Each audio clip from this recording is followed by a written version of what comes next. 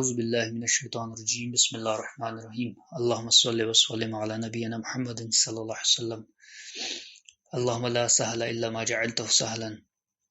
انشاءاللہ اللہ تعالیٰ کا نام لے کر آج سے ہم سیرت النبی رسول اللہ صلی اللہ علیہ وسلم کی زندگی کا مطالعہ شروع کریں گے۔ ہماری پوری کوشش ہوگی کہ ان 30 ڈیز کے اندر انشاءاللہ ہم پوری رسول اللہ صلی اللہ علیہ وسلم کی زندگی کو پڑھیں، سمجھیں۔ ابن القیم جوزی رحمۃ اللہ لکھتے ہیں کہ علم السیرہ، رسول اللہ صلی اللہ علیہ وسلم کی زندگی کو جاننا، پڑھنا، سمجھنا، یہ ہر مسلمان کے پر فرض ہے۔ اب یہ بڑی ایک عجیب سی بات ہے اور بہت اہم بات بھی ہے۔ اگر فرض ہے تو اس کا مطلب یہ ہے کہ قیامت کے دن اس سے متعلق ہم سے سوال کیا جائے گا کہ ہم نے رسول اللہ صلی اللہ علیہ وسلم کی زندگی کو کیوں نہیں پڑھا، اور یہ بات ان کی بڑی ٹھیک معلوم ہوتی ہے۔ اس کی وجہ یہ ہے کہ آپ قرآن کو اس وقت تک نہیں سمجھ سکتے جس وقت تک آپ رسول اللہ کی زندگی کو نہیں پڑھتے۔ اب قرآن کے بارے میں تو سب کا کنسنسس ہے نا، اتفاق ہے نا کہ قرآن کو سمجھنا، پڑھنا، اس پر عمل کرنا فرض ہے، سوال ہوگا قیامت کے دن۔ تو اب مجھے بتائیں کہ آپ قرآن کو سمجھیں گے کیسے جس وقت تک آپ نے رسول اللہ کی زندگی کو نہیں پڑھا؟ تو اس کا خود بخود یہ مطلب یہ آ گیا، رزلٹ آ گیا کہ رسول اللہ کی پھر زندگی کو پڑھنا بھی میرے اور آپ کے پر فرض ہے۔ اس کی وجہ کیا ہے؟ اس کی وجہ یہ ہے کہ قرآن کے اندر جو ہے وہ 2 قسم کی صورتیں ہیں۔ ایک مکی صورتیں ہیں، وہ صورتیں جو مکہ کے اندر نازل ہوئی تھی۔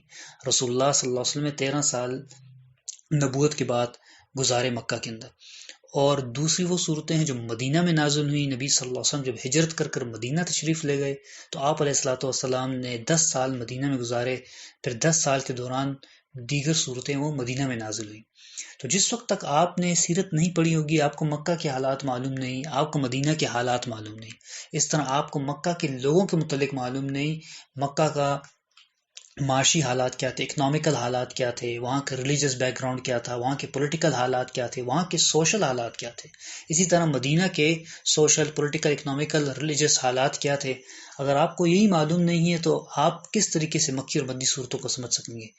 تو اس لیے ان کی بات بڑی ٹھیک معلوم ہوتی ہے کہ اس وقت تک آپ قرآن کو نہیں سمجھ سکتے جس وقت تک آپ رسول اللہ کی سیرت کو نہیں پڑھتے علیہ الصلوۃ والسلام۔ اس لیے جیسے قرآن کو سیکھنا سمجھنا فرض ہے، نبی پاک صلی اللہ علیہ وسلم کی سیرت کو پڑھنا سیکھنا سمجھنا فرض ہے۔ اس کے علاوہ اللہ تعالیٰ قرآن میں فرماتے ہیں، اعوذ باللہ من الشیطان الرجیم بسم اللہ الرحمن الرحیم، لقد کان لکم فی رسول اللہ اسوۃ حسنہ۔ رسول اللہ صلی اللہ علیہ وسلم کی زندگی میں تمہارے لیے ایک رول ماڈل ہے، ان کو فالو کرو، وہ نمونہ ہے بہترین ہمارے لیے، ہم ان کو فالو کریں۔ تو اب مجھے ایک بات بتائیں کہ میں اور آپ ان کو کیسے فالو کریں گے اگر ہم نے ان کی زندگی ہی نہیں پڑھی؟ ہم نے ان کی زندگی پڑھی نہیں تو ہم کیسے ان جیسے بننے کی کوشش کریں گے، ہم ان جیسے اخلاق عادات اپنانے کی کوشش کریں گے؟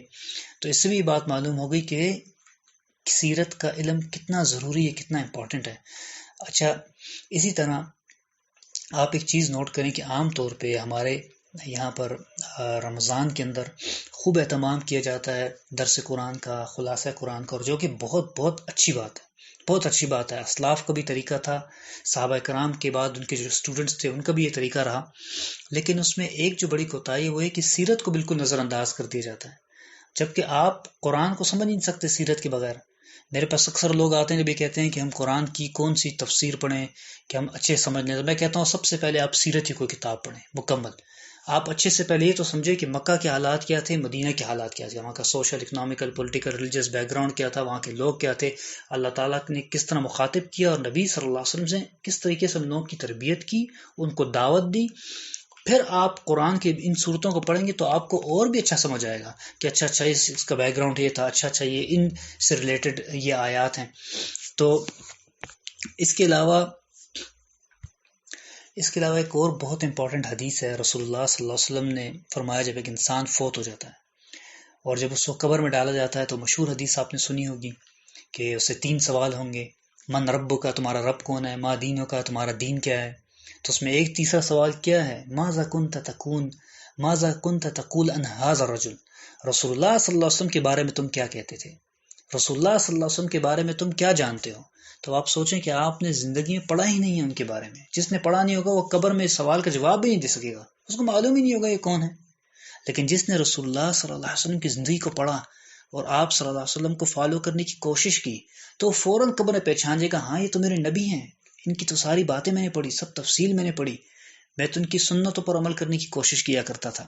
تو آپ دیکھیں کہ دنیا میں بھی فلاح ہے رسول اللہ علیہ الصلوۃ والسلام کی سیرت کو پڑھنے میں، اور آخرت میں بھی فلاح ہے۔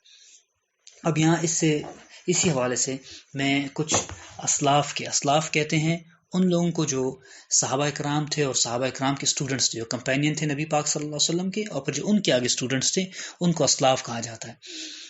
تو ان کے میں کچھ واقعات آپ کے ساتھ شیئر کرنا چاہتا ہوں۔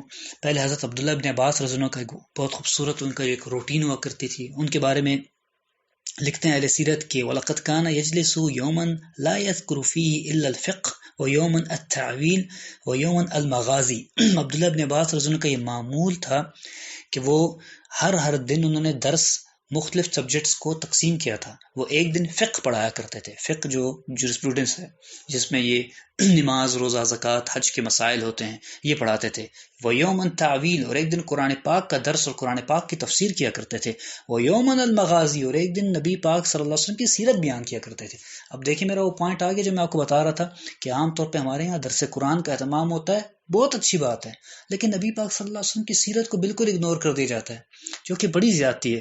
اور میں اسی سے ریلیٹڈ آپ کو بتا دوں کہ حضرت عمر بن عبدالعزیز رحمۃ اللہ علیہ نے، جن کو خلیفہ بھی کہا جاتا ہے، خلفاء راشدین کے اس میں ان کو بھی شامل کیا جاتا ہے، ان کے بارے میں تو یہاں تک آتا ہے کہ عمر بن عبدالعزیز ان یجلس فی مسجد دمشق فیحدث الناس المغازی ومناقب الصحابہ۔ ابن حجر رحمۃ اللہ نے نقل کی اس روایت کو، انہوں نے تو یہاں تک تابعین کو، جو صحابہ کرام کے اسٹوڈنٹس تھے، ان کو آرڈر جاری کیا تھا کہ تم مسجد میں بیٹھو دمشق کی، اور وہاں لوگوں کو سیرت النبی صلی اللہ علیہ وسلم کے درس دیا کرو۔ یعنی آپ اندازہ کریں کہ مسجد کے اندر وہ عام طور پہ ہمارے یہاں پہ جس طرح اور دروس ہوتے ہیں، وہاں پر سیرت کے درس وہ کہا کرتے تھے کہ مسجد میں دیا کرو۔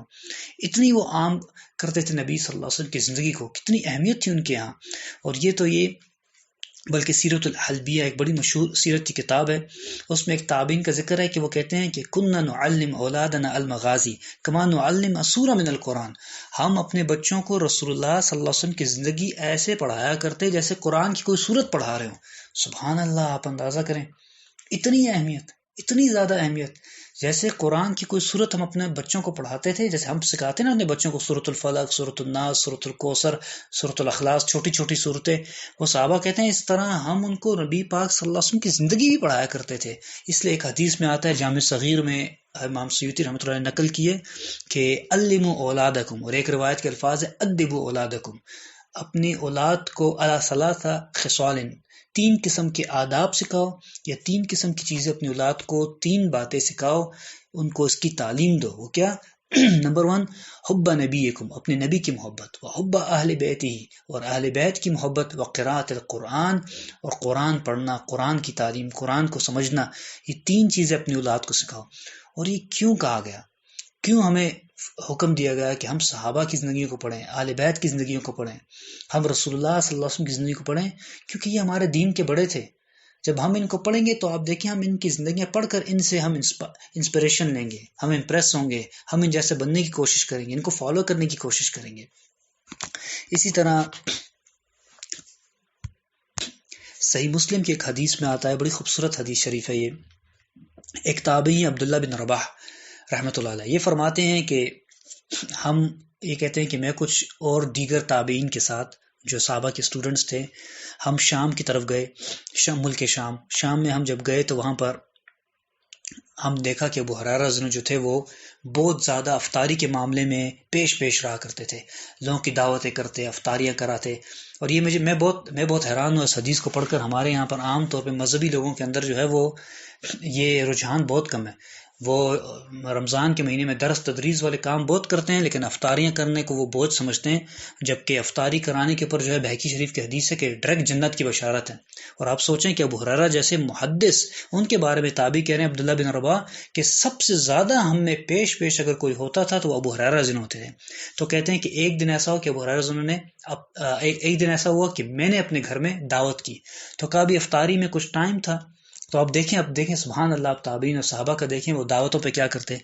تو کہا بھی کھانے میں کچھ ٹائم تھا، تو کہا میں نے ریکویسٹ کیا ابو ہریرہ رضی اللہ عنہ کو کہ ابو ہریرہ کہ ہمیں سیرت کا کوئی واقعہ سنا دیں، کھانے میں تھوڑا سا ٹائم ہے، ابھی افطاری میں تھوڑا سا ٹائم ہے۔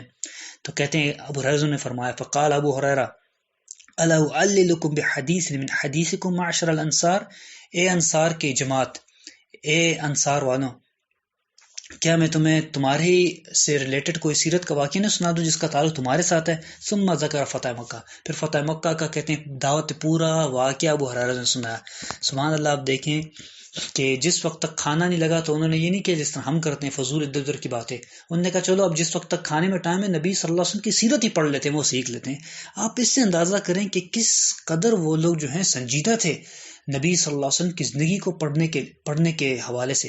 اور تبھی آپ دیکھ لیں کہ اس وقت کی سپر پاورز رومن امپائر اور پرشین امپائر، اللہ تعالیٰ نے ان کے پیروں میں آ کے گرا دی۔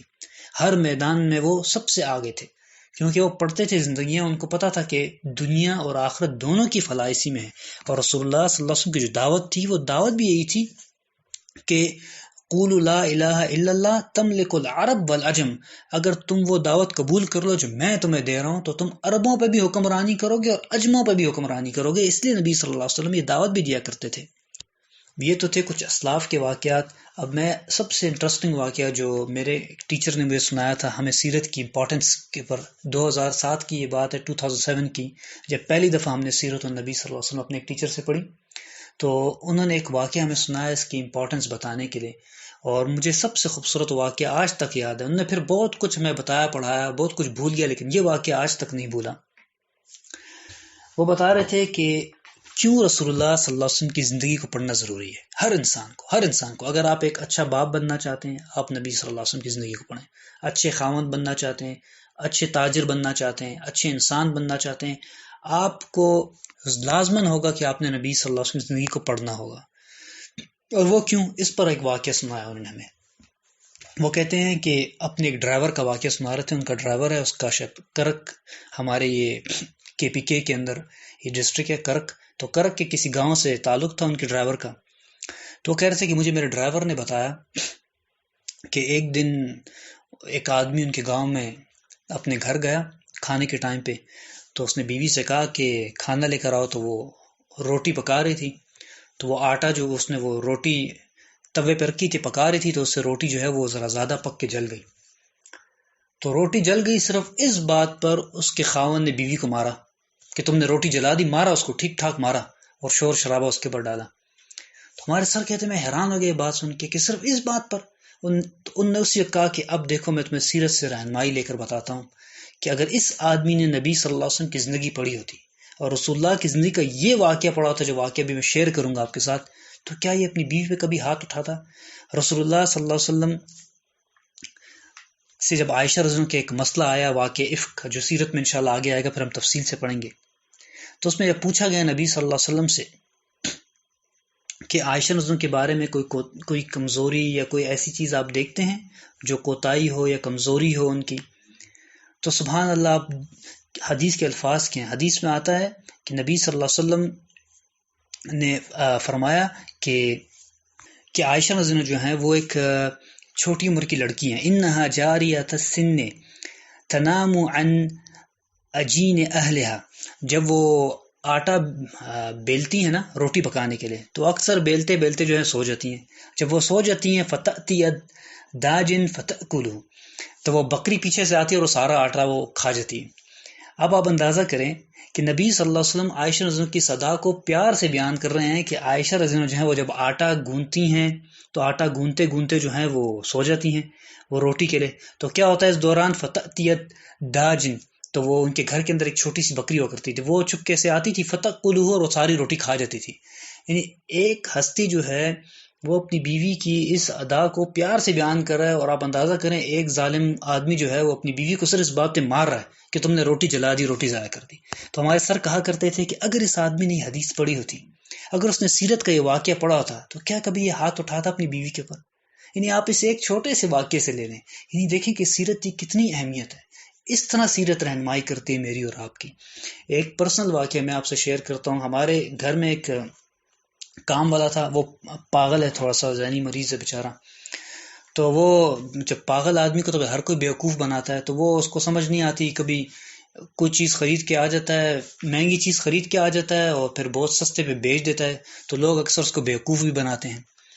تو ایک دن ایسا ہو گیا کہ اس نے کوئی 2500-3000 کا موبائل خریدا، اور وہ جو ہے جس گھر میں کسی ایک اور گھر میں بھی کام کرتا تھا، تو وہاں ایک مالی نے جب اس کے ہاتھ میں دیکھا وہ موبائل، تو اس مالی نے بڑی زیادتی کی، اس نے دیکھا، اس نے کہا تو پاگل ہے، تو اس کو پتہ تھا مالی کو، تو مالی نے اس کو اپنا موبائل دکھایا، اس مالی کا موبائل جو ہے بالکل ٹوٹا ہوا سیکنڈ ہینڈ، بہت بھی ہو تو 1200 1000 کا موبائل ہوگا، تو اس نے اس کو اپنا موبائل دکھایا، کہا یہ میرا زیادہ اچھا ہے، تم میرا لے لو، اپنا مجھے دے دو۔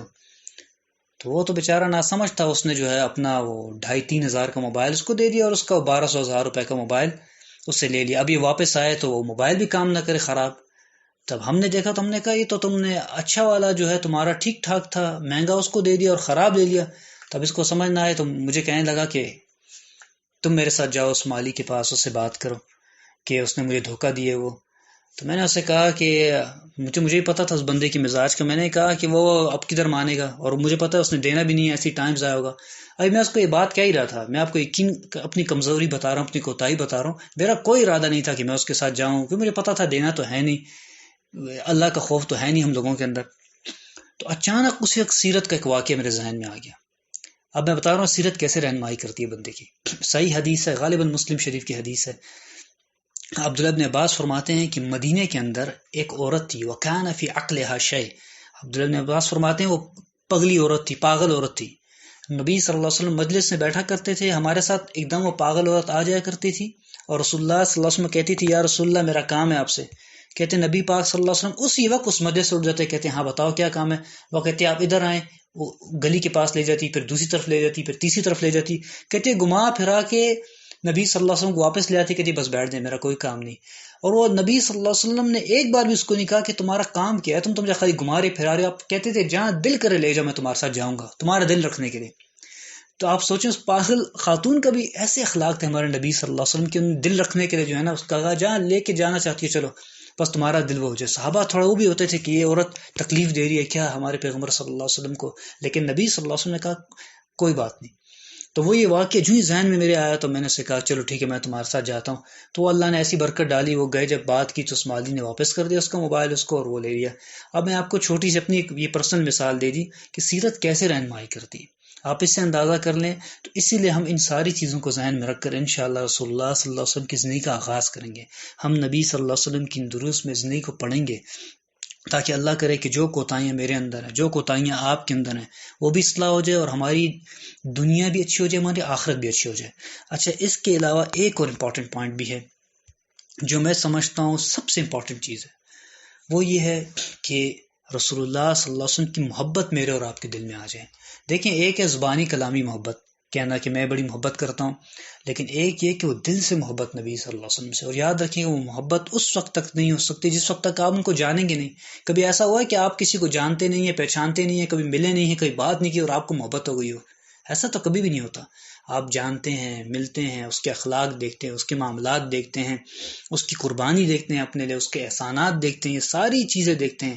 اس لیے اور جب رسول اللہ کی زندگی کو آپ پڑھیں گے علیہ الصلوۃ والسلام، تو سب چیزیں سب سے زیادہ آپ کو ملیں گی نبی پاک صلی اللہ علیہ وسلم زندگی میں، کہ جتنے احسانات اس امت پر ہیں، جتنی محبت نبی صلی اللہ علیہ وسلم اس امت سے کیا کرتے تھے، پھر قیامت کے دن جو نبی صلی اللہ علیہ وسلم کی اس امت کے ساتھ خصوصی عنایتیں ہوں گی، یہ سارے جب پڑھیں گے تو آپ کے دل میں خود ان کی زندگی، ان کے محبت پیدا ہو جائے گی۔ اور سب سے امپورٹنٹ حدیث ہے جو سلسلہ صحیحہ کے اندر شیخ البانی رحمۃ اللہ علیہ نقل کی، رسول اللہ صلی اللہ علیہ وسلم نے قیامت کی علامات میں سے ایک علامت یہ بیان فرمائی، یکون بعدی ائمۃ، میرے بعد ایسے امام ہوں گے، ایسے لیڈرز ہوں گے، لا یہتدون بہدایا، جو میری ہدایت پر نہیں ہوں گے، یعنی نبی صلی اللہ علیہ وسلم جو تعلیمات دی وہ نبی صلی اللہ علیہ وسلم کی تعلیمات ہدایت پہ نہیں ہوں گے، ولا یستنون بسنتی، اور وہ میری سنت اور میری سیرت کو چھوڑ دیں گے، میری سیرت کے علاوہ، اور ایک روایت میں غیر سنتی کا لفظ آیا کہ میری سیرت کو چھوڑ کر اوروں کی سیرت کو اپنا لیں گے، اوروں کی زندگی کو اڈاپٹ کر لیں گے، اوروں کی وے آف لائف کو اڈاپٹ کر لیں گے۔ اور یہ لوگ کیسے ہوں گے؟ رجال قلوبہم قلوب الشیاطین فی جثمان انس، یہ ایسے لوگ ہوں گے کہ جن کے جسم تو انسانوں والے ہوں گے لیکن ان کے دل جو ہیں وہ شیاطین کی طرح ہوں گے۔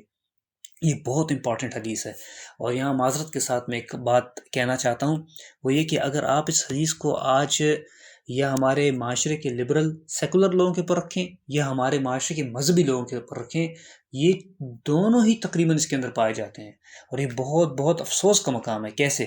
آپ دیکھیں کہ آج ہمارے مذہبی لوگ جو ہیں، جو دینی کسی موومنٹس کے اندر ہیں، کسی جماعتوں کے اندر ہیں، یا بے شک کسی انسٹیٹیوٹس میں پڑھ رہے ہیں، آپ میجورٹی لوگوں کو دیکھیں کہ ان کے آئیڈیل کون ہیں، تو وہ اپنی مسجد کے امام صاحب، پیر صاحب، مفتی صاحب، اور اس طرح جو لوگ کسی موومنٹس کے اندر ہیں تو وہ جو ان کی موومنٹ کے ہیڈ ہوں گے وہ ان سے متاثر، وہ ان کی آئیڈیل ہیں. یعنی رسول اللہ صلی اللہ علیہ وسلم آئیڈیل ہے ہی نہیں اب. یعنی کہنے کو وہ کہیں گے بالکل وہ تو ہیں، لیکن تو وہ اگر ہیں تو پھر آپ ان کو کھل کے کیوں نہیں کہتے، آپ ان کے طریقوں کو کیوں نہیں اپناتے، اور اچھا اس کا نقصان کیا ہوتا ہے. دیکھیں کوئی بھی انسان ہو، میں ہوں، آپ ہوں، مفتی صاحب ہوں، پیر صاحب ہوں، کوئی بھی لیڈر ہو، تو وہ تو ایک عام انسان ہے، اس پہ تو وہی نازل نہیں ہوتی. تو اس کا مطلب ہے اس کے اندر بہت سی کمزوریاں، خامیاں بھی ہوں گی. جب آپ کا آئیڈیل وہ بن گیا ہے تو پھر خود بخود آپ ان کی خامیوں کو بھی لینا شروع کر دیں گے، اور پھر آپ جو ہیں وہ بعض اوقات غلو کی حد تک، غلو ایک ایکسٹریمزم کی طرف چلے جائیں گے. لیکن جب نبی صلی اللہ علیہ وسلم آپ کے آئیڈیل ہوں گے تو وہ تو ایسی ذات تھی آپ کی کہ آپ صلی اللہ علیہ وسلم کے اوپر تو وہی نازل ہوتی تھی. آپ تو وما ينطق عن الهوى، قرآن کہتا ہے آپ صلی اللہ علیہ وسلم تو جو بات کرتے تھے وہ اللہ تعالیٰ کے حکم سے کرتے تھے. تو جب آپ نبی صلی اللہ علیہ وسلم آپ کے آئیڈیل ہوں گے تو پھر تو گمراہی کا کوئی سوال ہی پیدا نہیں ہوتا. اسی لیے آپ دیکھیں کہ آج ہمارے مذہبی جو عدم برداشت اور فرقہ واریت جو ہے بالکل برداشت نہیں ہے، اور جو ایک عجیب قسم کا کنفیوژن ہے ایک عام مسلمان کے لیے.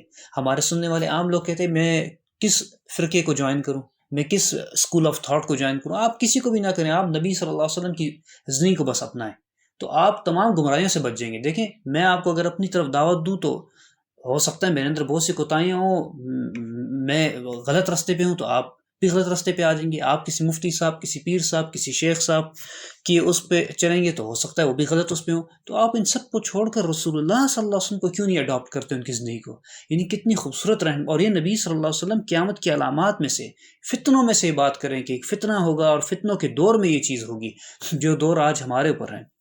اچھا یہ تو ظلم زیادتی ہمارے مذہبی طرف تھی. اگر آپ ایکسٹریمزم، آپ یہ سیکولرزم اور لبرلزم کی طرف آ جائیں تھوڑا سا، اگر آپ ان لوگوں کو بھی دیکھیں جو ہمارے مسلمان ہیں عام طور پہ جو ایک لبرل سیکولر اپنے آپ کو کہتے ہیں، آپ دیکھیں کہ انہوں نے بھی نبی صلی اللہ علیہ وسلم کی زندگی کو تو ترک کیا ہوا ہے. آج ان کے رول ماڈلز کون ہیں، آج ان کے آئیڈیل آج پتہ ہے کون ہے ان کے. میں ٹیچنگ کرتا ہوں، میرے میجورٹی اسٹوڈنٹس مجھے پتہ کیا کہتے ہیں، میں کہتا ہوں بچے کیا بننے کا ارادہ ہے آگے، تو وہ کہتے ہیں ٹک ٹاکر بننے کا ارادہ ہے. انا للہ و انا الیہ راجعون. آج جو ہے وہ، اور ماں باپ بھی ان کے ساتھ بیٹھ کر، والدین بھی جو ہے وہ یہ چیزیں دیکھ رہے ہیں، اور بچوں کو یہی ان کے ذہن میں بن رہے ہیں کہ یہ ہمارے آئیڈیلز ہوں گے. جب یہ ہوں گے تو آپ سوچتے ہیں کہ نبی صلی اللہ علیہ وسلم فرما رہے ہیں، پھر کیا ہوگا کہ قلوبہم شیاطین فی جسمان انسن، کہ جسم انسانوں والا ہوگا لیکن اندر سے پورے کے پورے وہ شیطان بن جائے.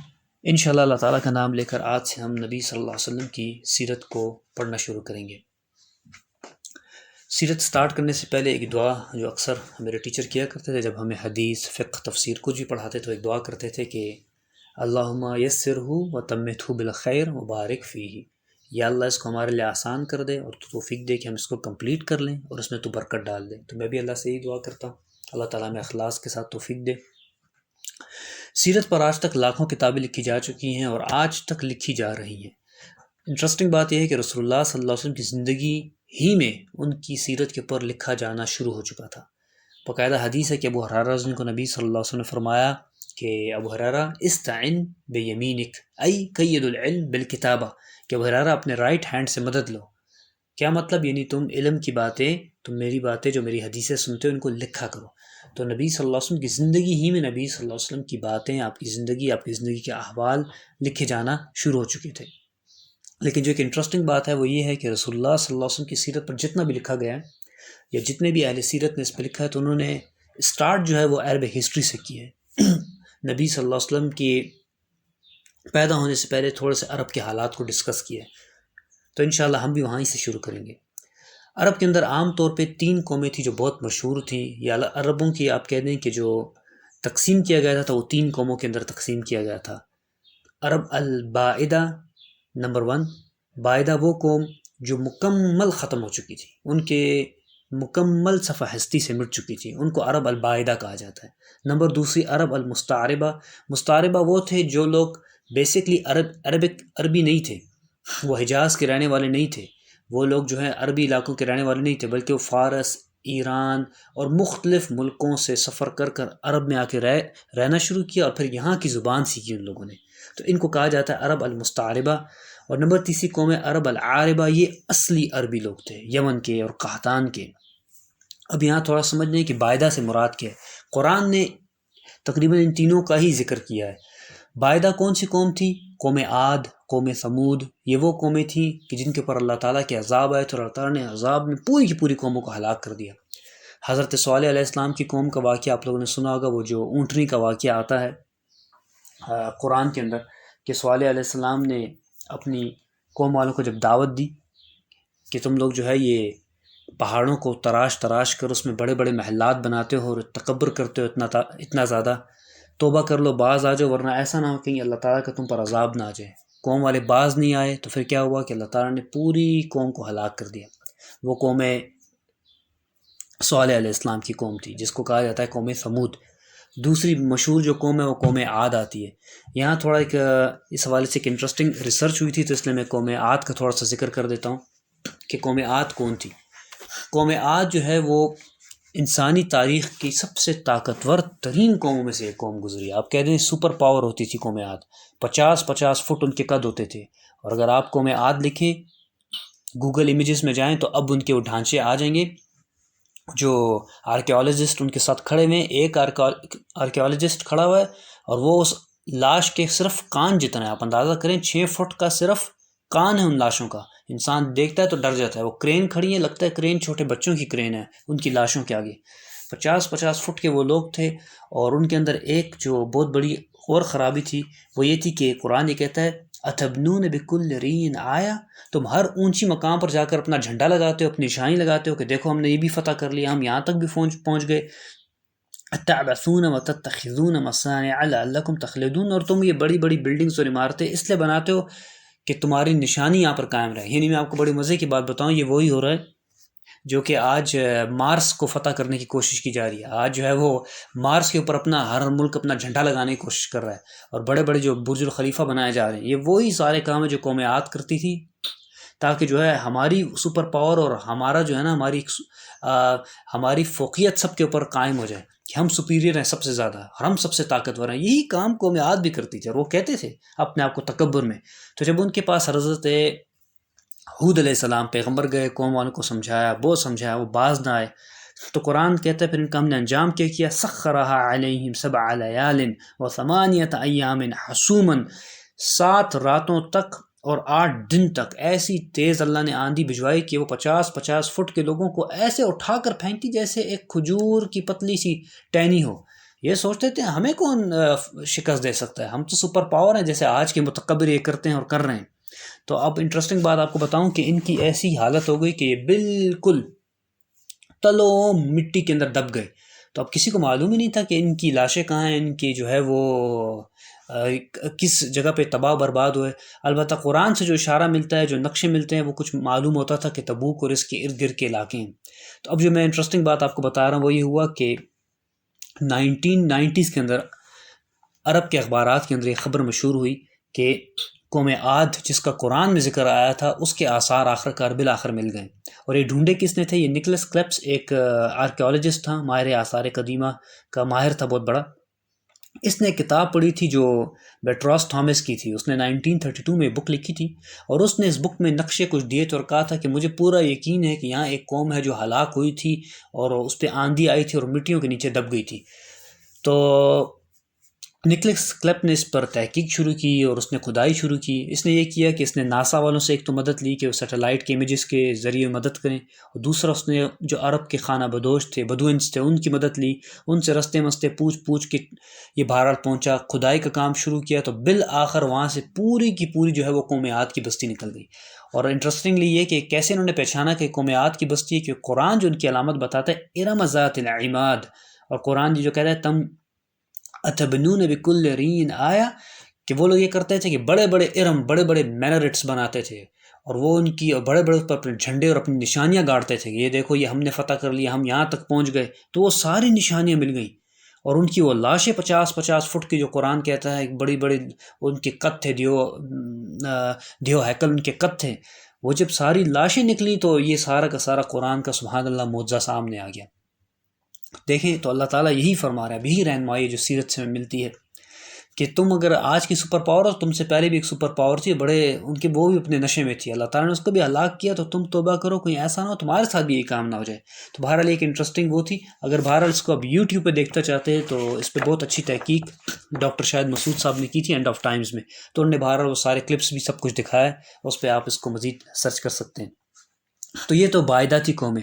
اچھا، مستعربہ وہ عرب میں نے بتایا کہ جو لوگ باہر سے آ کر رہنا شروع ہوئے تھے، باہر سے آ کے سیٹلڈ ہوئے تھے عرب علاقوں میں، ان میں کون تھے؟ ان میں انٹرسٹنگلی حضرت ابراہیم علیہ السلام تھے، کیونکہ ابراہیم علیہ السلام کا بیسکلی تعلق عراق سے تھا، اور ابراہیم علیہ السلام کو اللہ نے حکم کیا تھا، اب ان کا واقعہ آگے آ جائے گا، کیونکہ ان کا واقعہ پڑھنا بہت امپورٹنٹ ہے سیرت کو سمجھنے کے لیے، کیونکہ ابراہیم علیہ السلام کی ہی نسل سے محمد صلی اللہ علیہ وسلم ہے۔